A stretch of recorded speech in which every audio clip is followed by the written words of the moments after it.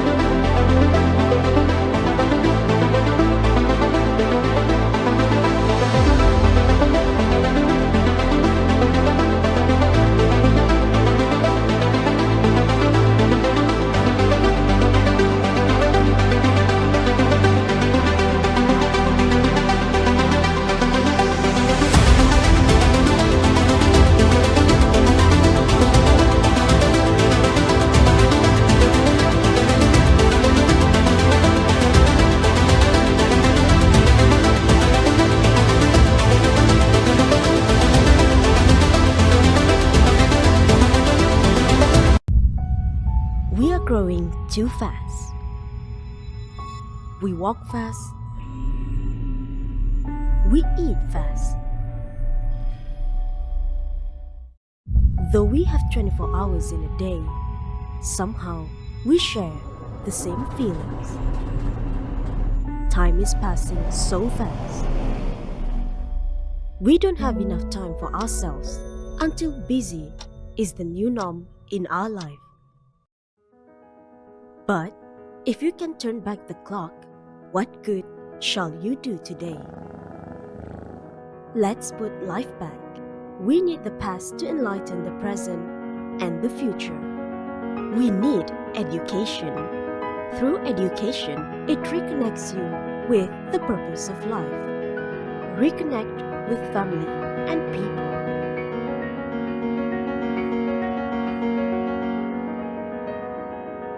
Reconnect with nature and habitat.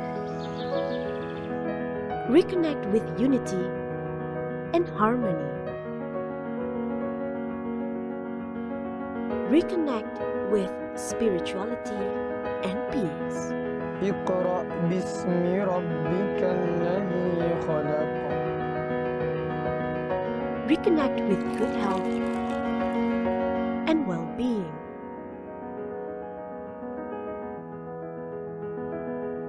To create balance, UITM nurtures Buddhi in education and embraced it as values in life.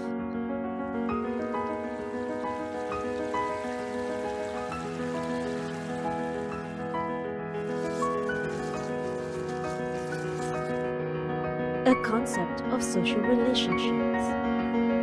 A philosophy and culture of politeness, reasoning and wisdom among Malaysians.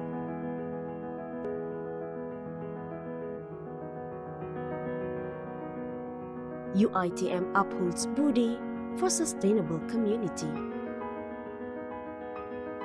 Education reconnects you with the universe.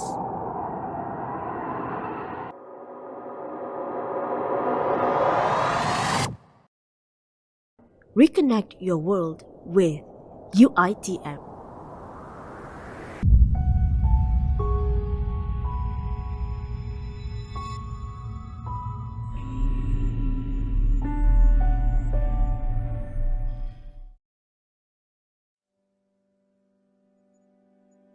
In the quest,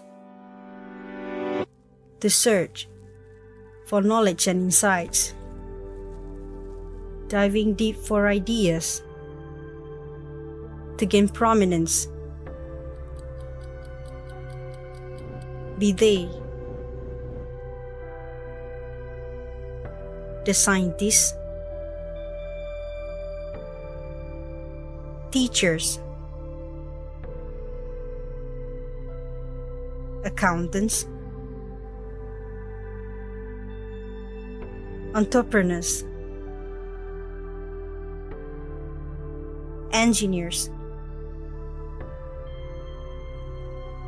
artists, managers, lifesavers, mothers and fathers. Let us be a trusted companion, your preferred high-flying institution, as we achieve excellence holistically. Because we believe in nurturing our future talents, we endure sowing the seeds for a sustainable tomorrow.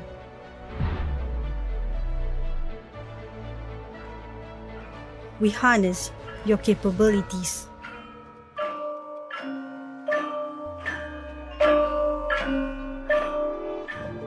We take steps and stances to broaden our knowledge and experience.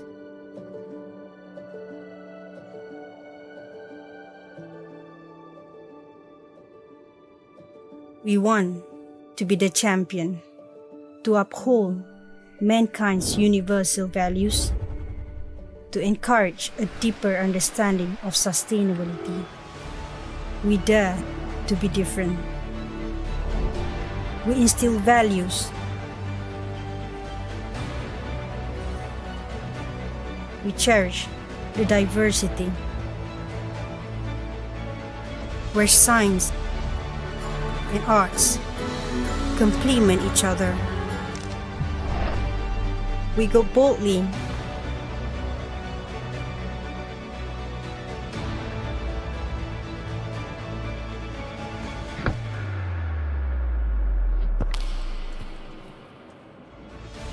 Set the scene.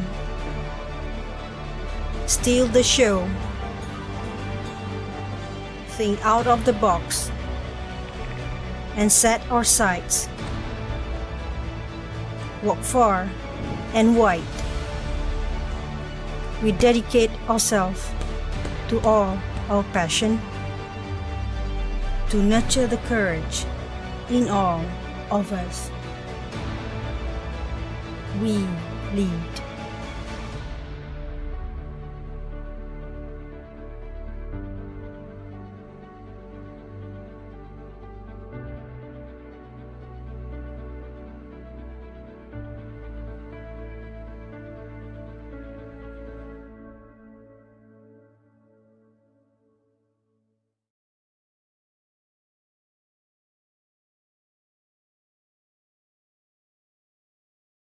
UCSI University has come a long way since 1986 as a Praxis University.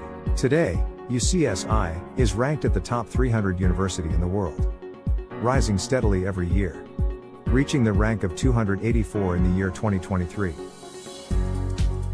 In the same year, UCSI became the only university in the world to receive the QS Recognition for Improvement Award, having improved by the most ranks in average. UCSI programs are ranked among the world's best in music and performing arts, hospitality, engineering, business management, art and design, social sciences, and medicine. As a Praxis University, our students are exposed to a wide learning experience. Thousands of corporate partners offer internship and work exposure to UCSI every year, enabling our students to apply what they learned in the classrooms to be practiced at the workplace. They give the students opportunities to work and learn. This resulted in our graduates attaining 100% employability score in all our programs. One of the hallmarks of being a UCSI student is the research attachment opportunity at world-leading universities at the undergraduate level, enabling them to publicize remarkable papers at the world stage. opportunity to study abroad, whether for a year or two, or for a short term of a few months, prepare our students the global outlook that the world needs today. Preparing as leaders for tomorrow. The students are exposed to real leaders today, from academics and economics, to social concern and topics on sustainability. Our students are set for the challenges today, and the future. UCSI offers the largest fields of study in a Malaysian private university, whether in championing healthcare and medicine and pharmacy, impacting research and discoveries in applied sciences, applying skills and intelligence in engineering, influencing communication in social sciences, igniting the passion and creativity in arts and design, setting the global pace in hospitality and tourism, transforming architecture and built environment, celebrating with music and performance, excelling in the changing demand of the business world, or digitizing the world in computing and innovation. UCSI continues to serve with scholarships, producing tens of thousands of practitioners and young leaders from more than 110 nationalities. Beside its current main campus in Kuala Lumpur, and other campuses in Kuching and Spring Hill, UCSI has earmarked its Kuala Lumpur campus to expand as an edu city with 35,000 student capacity with various state-of-the-art facilities. Our students are the real stars of UCSI. They achieve and excel in the national and international stage. Driven with the passion to contribute, they prove their quality, participating in various events and attaining many successes. UCSI enables them to make the mark for themselves, build their own reputation, and create a brand for themselves to face the exciting world ahead of them. Every year, our medical students advance their undergraduate medical research at the Harvard Medical School. Others made the engineering impact at the Imperial College London, at Queensland, Australia, and Tsinghua, China. While some set their pharmaceutical legacy at University of Chicago and British Columbia. These are some of our students who have benefited from our Star Trek to the world's best universities. The world is changing, and they are at the forefront. The needs are evolving, we continuously confront. UCSI, a Praxis University. Ladies and gentlemen, welcome to our knowledge sharing session. We hope you'll enjoy the next webinar. Thank you for joining us. Assalamualaikum warahmatullahi wabarakatuh. Salam sejahtera. Very good morning. First of all, I would like to thank the organizer for inviting SIRIM to share some knowledge here under the MTE 2022 for sharing knowledge session. The title that's given to me is for the evaluation of R&D findings toward commercialization. Let me introduce myself. I'm Ajumain Kasim, Chief Executive Officer of SIRIM Tech Ventures in Berhad. When we talk about commercialization, it is a very big title for us to digest today, but I'm trying my best to share with you all in the simplest manner. So the agenda for today, I would like to cover only two main sections. One about SIRIM in brief, and the other one on the title is evaluation of R&D findings. Right. When we talk about SIRIM as a whole, we are focusing into three main areas. The first one on the statutory focus area, which is mainly managing the national measurement under the unit, we call it National Metrology Institute of Malaysia. The other one more on the developmental, where this is the technology or innovation from SIRIM coming from, which is headed by our big division. We call it SIRIM Industrial Research, SIRIM IR, to do on the industrial research and development that covering for all those elements that mentioned in the slide. And also we have Malaysia Design Council or MRM to actually become the secretariat on the design advisory and policy and also good design.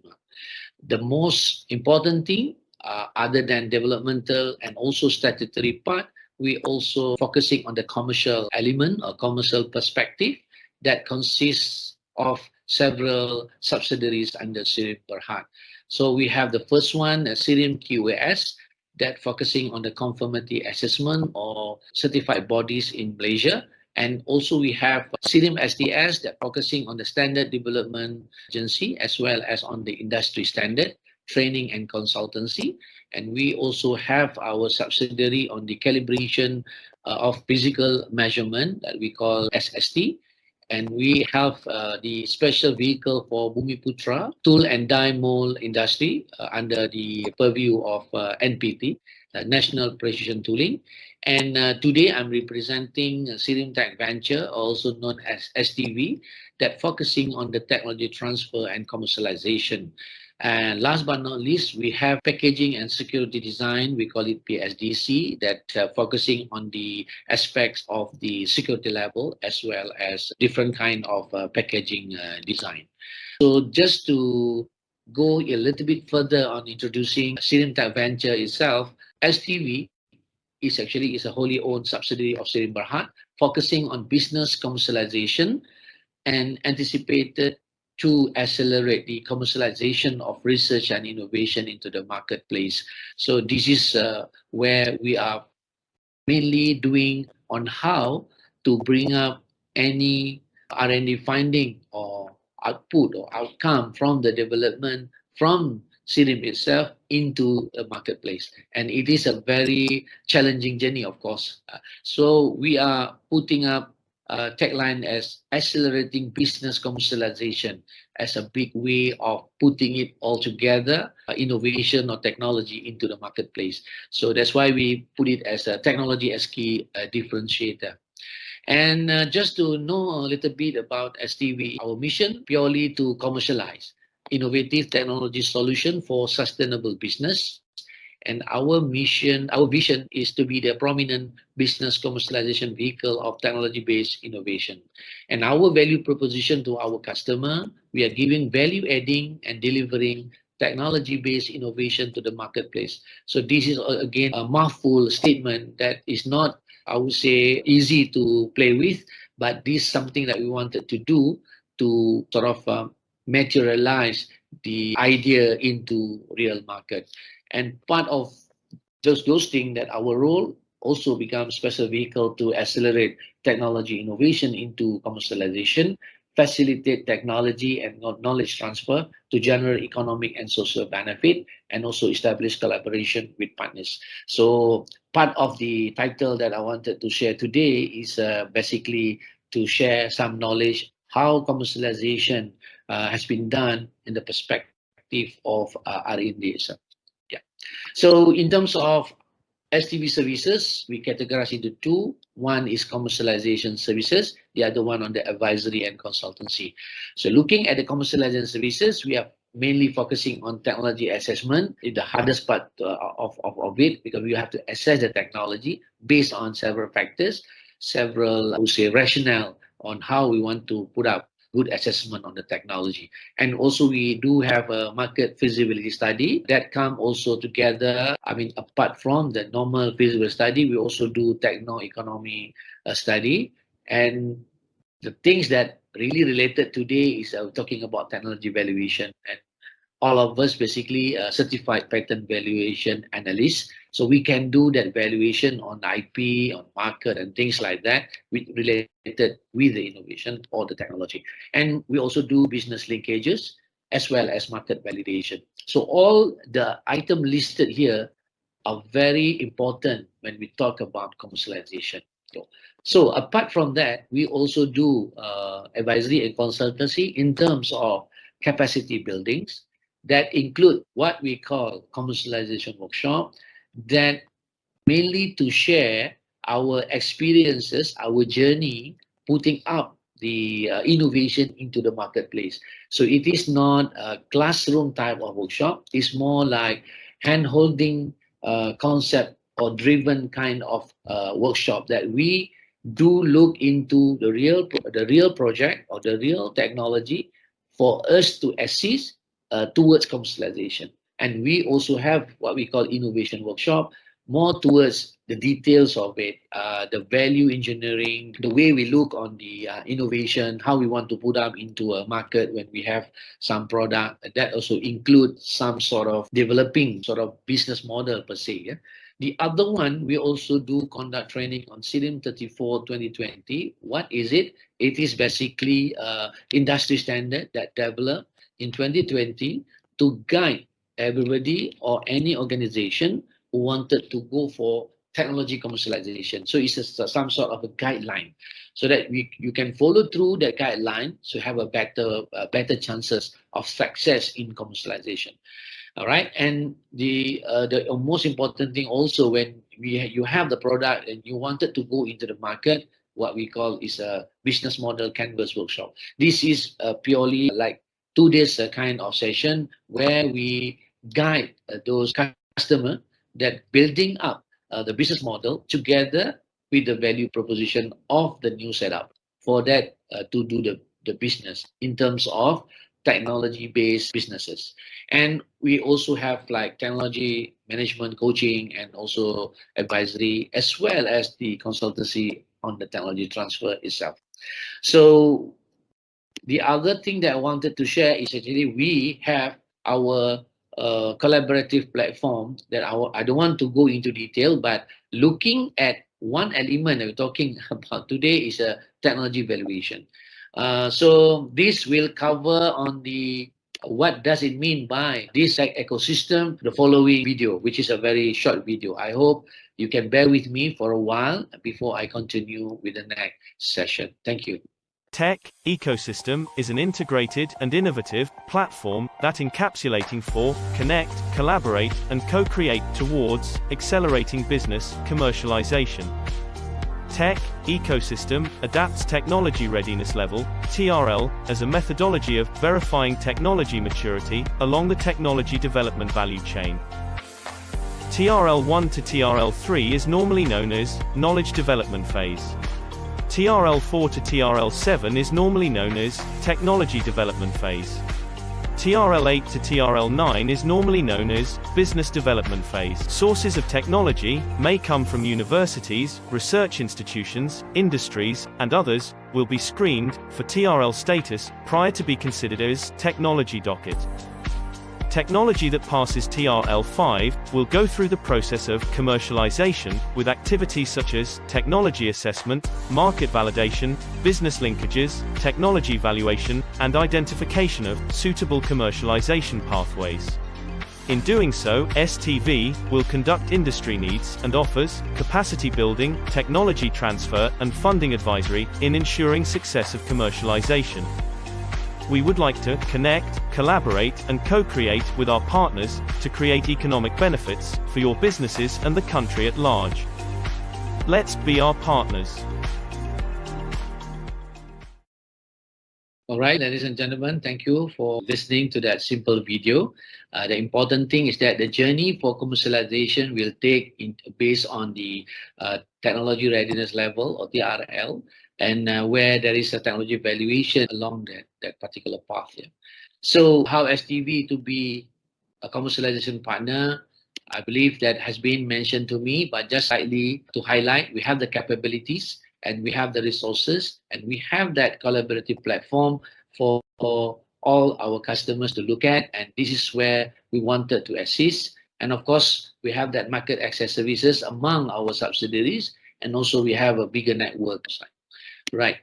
So when we talk about commercialization, our definition is very simple. We define that as a transformation process of idea to market, either technology, product, process, or services by way of licensing, outright, assignment, spin-off, joint venture, strategic alliance, or any other model that suit for that particular technology or innovation. So commercialization is I would say it's a big title for us to look at, but this is how we try to focus on commercialization into those elements. So there will be a commercialization pathways. That's what we meant by licensing, outright, assignment, spin-off, and the rest of it.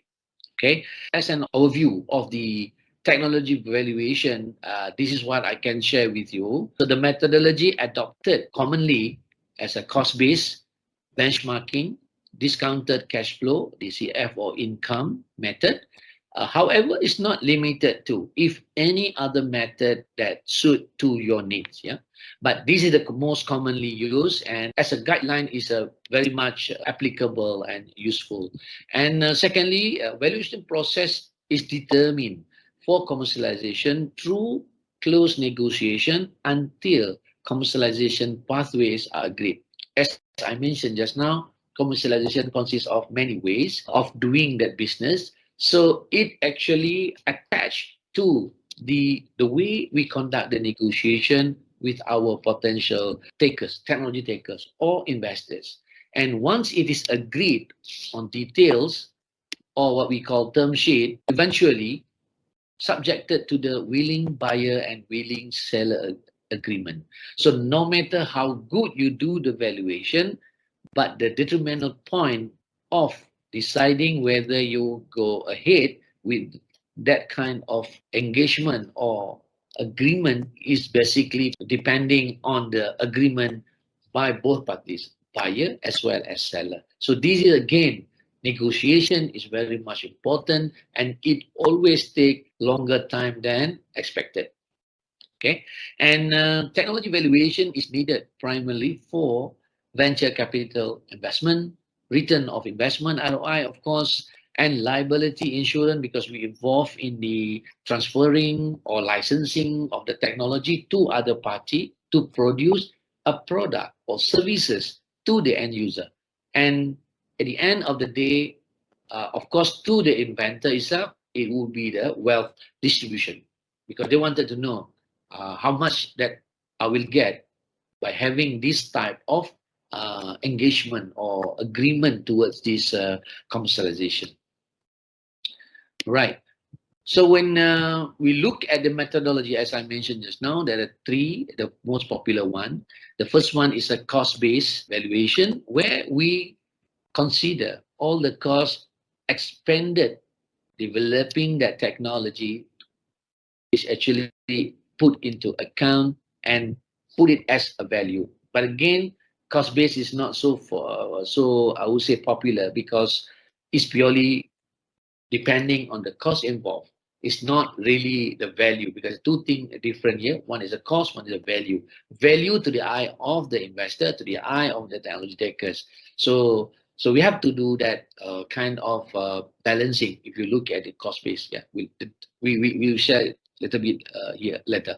And the second one is on the benchmarking of the market where we look at the comparison into perhaps similar or close to the technology that you wanted to work on the recent transaction of any kind of happening if there is a data. So there's a limitation there. So benchmarking towards more of the, I would say, good judgment to come up with a figure of the value. Yeah. Last but not least, the popular one would be the income method or discounted cash flow. This is the giving the value of the future benefit into a current. So it is more on the projected, but you are getting a certain value based on that assumption or simulation. Right. Just to share plus minus of all the valuation method. The cost-based method, as mentioned here, is very simple, or because it's a concept, and the cost actually may bear little relationship with potential benefit of intellectual asset. Meaning to say is that you're based on the cost expended doing that technology, but not really look into what is the benefit at the end of the day. So the value of those R&D. So this is where the negative part of it. The other one is also difficult to make accurate cost estimate in terms of opportunity cost and also the changes of the value into the future market. So it's very much dependent on your on your own judgment based on the cost involved. So that is a cost base. Looking at benchmark method, it is consider recent transaction involving the transfer of technology or ownership of similar technology. and it is simple and based on actual transaction data. So that means if you have the access to get the market data of similar technology that you're talking about, then it must be very easier. But I believe, especially in Malaysia, it's a bit hard to get the detail of it. So it's based on your judgment or assumption on the market report and things like that for you to put it up, right? And as I mentioned, the negative part will be limited because not all the company will share the detail to everybody. Yeah. So it is a characteristic of the technology to be valued are often unique, meaning to say is that it's very into a patterns and it's very difficult to compare because it's very much, I would say, in depth with that particular technology, right? And the income and DCF method captures the value in use of the technology, and it is based on the economic benefits derived from owning that particular technology. So as you do that simulation, assuming you own the technology and you do that projection of the benefit in terms of revenues and also cash flow at the end of the day, like for example 6 or 10 years. So you can do that with that basis. So it's very much, I would say, certain or definite that you have quite acceptable value of the technology. Yeah. As I mentioned, the detail of it, just as an example, because we cannot share all the detail, we just giving you the insight of cost-based method where all the costs, including the R&D, the resources, materials, document, and other costs involved, which can be classified as investment for that particular technology development. And then I think you can put it up here. For example, in this case, we have we just name it as a technology XYZ, and you have that those element of either funding or grant from the company, injection or things like that. You sum it up, then you get this about 7 million, for example. So it could be that will interest the third party. That's again depend on the negotiation process.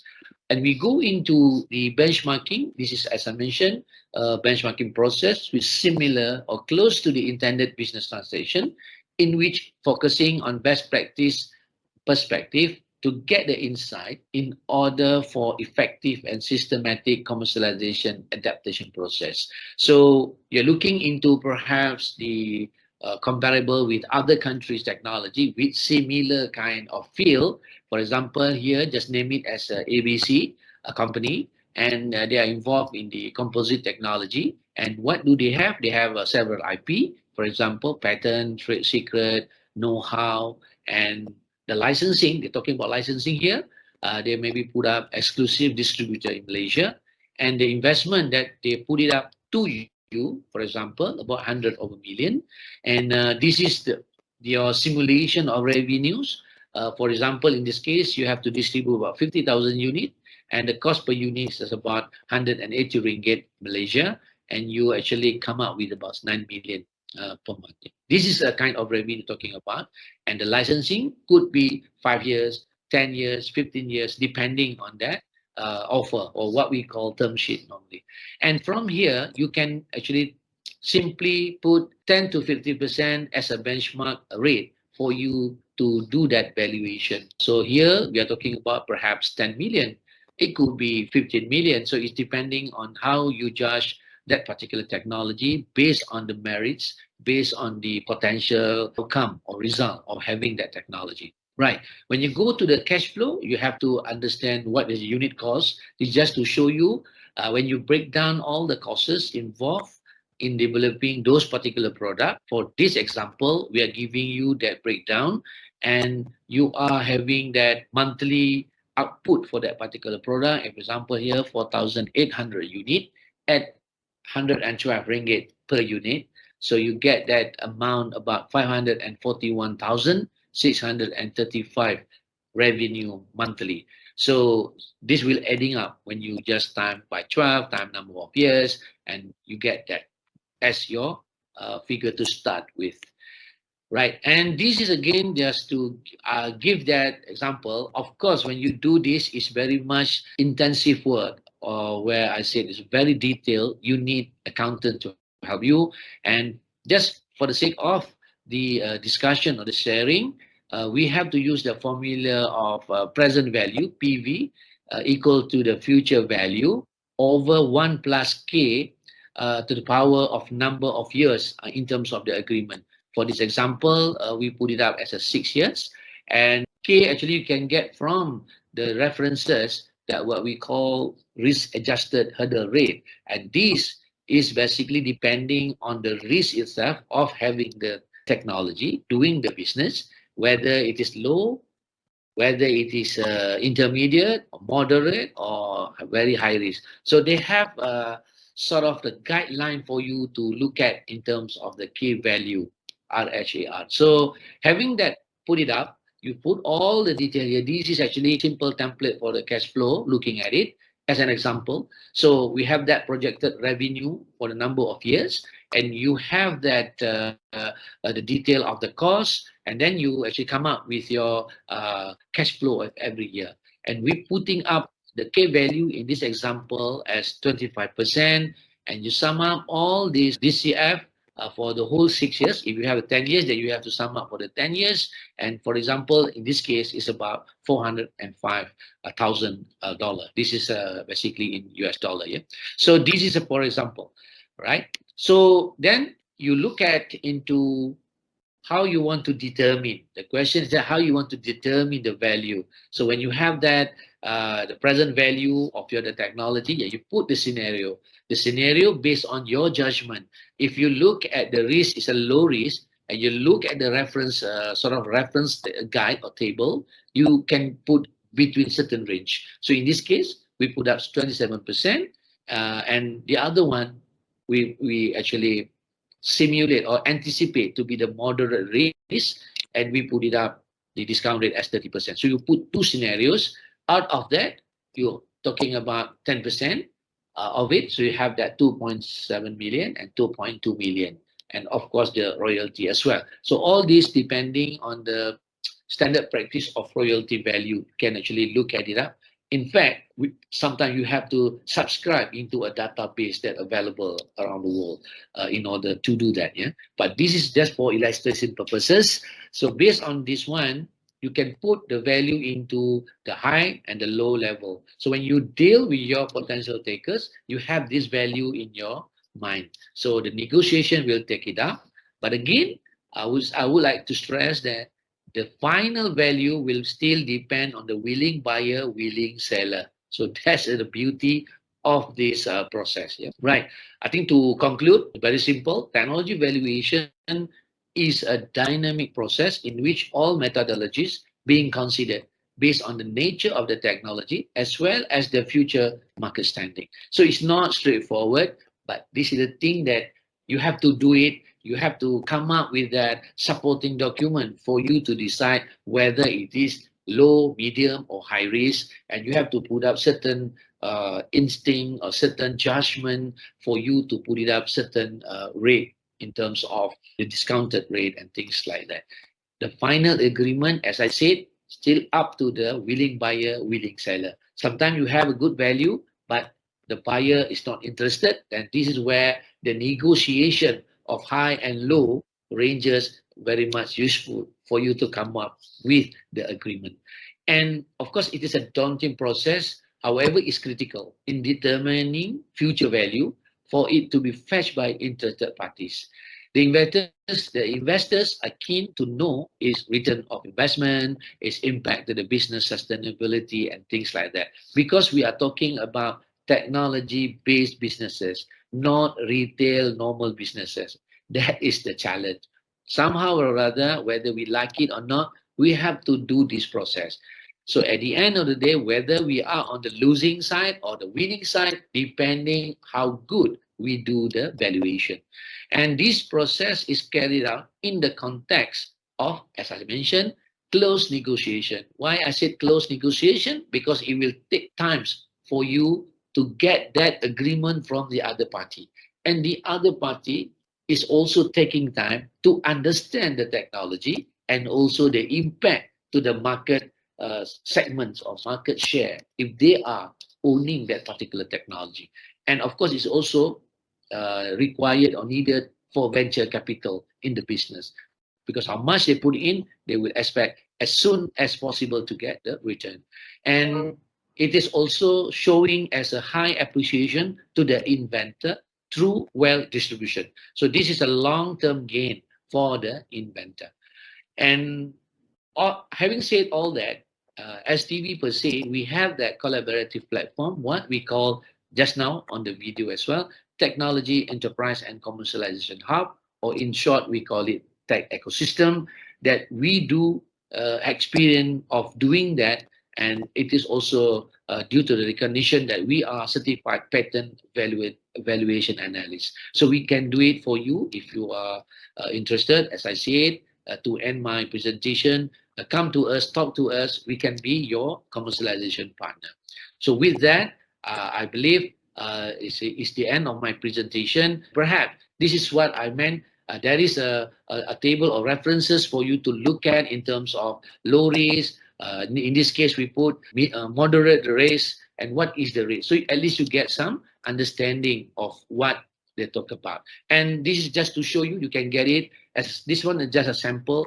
There's a differences between royalty rate due to the industrial sector or product itself, and the other one is the one that we actually have very I would say systematic way of identifying or determining the valuation of the technology. So with that, once again, thank you again for listening. I hope in a very short time here, there's a good to say knowledge that for you to have. Of course, we can do more connection later on when we have time. Once again, thank you. Assalamualaikum warahmatullahi wabarakatuh.